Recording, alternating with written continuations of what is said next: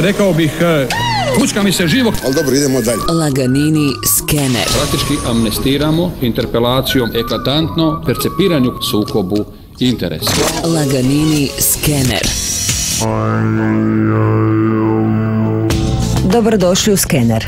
Nadam se da ste dobro, jer ako je vjerovati sadašnjem ministru zdravstva, zadnji je čas da počnete štedjeti. Ne mislim tu na medeke od prosječne plaće koju rijetko viđenom umješnošću kao tanko tijesto mnoge ovdašnje građevine nekako uspijevaju razvući od prvog do prvog. Ne, prvo se morate psihofizički štedjeti, da se ne daj Bog ne razbolite i onda padnete na teret svojima, familiji ili sugrađanima koji vjerojatno, baš poput vas, svaki mjesec državi uplaćuju doprinos za zdravstveno. Do nedavno bilo je 15%.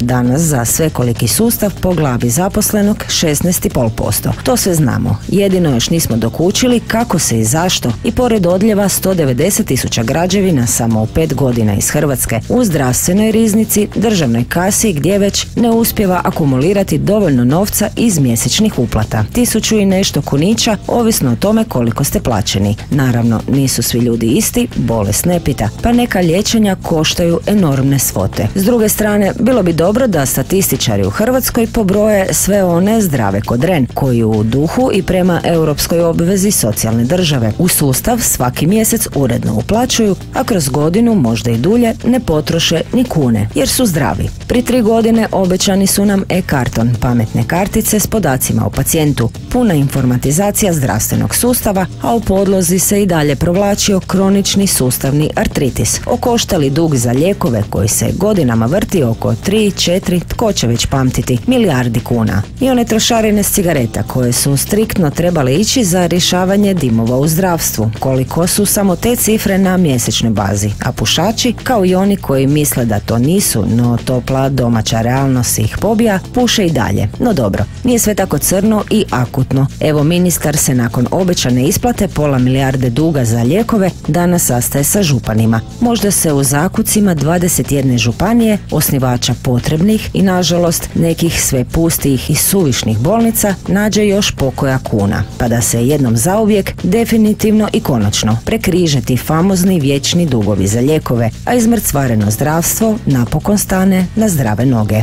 Skener napisala Blatka Koren. Fučka mi se. Laganini skener.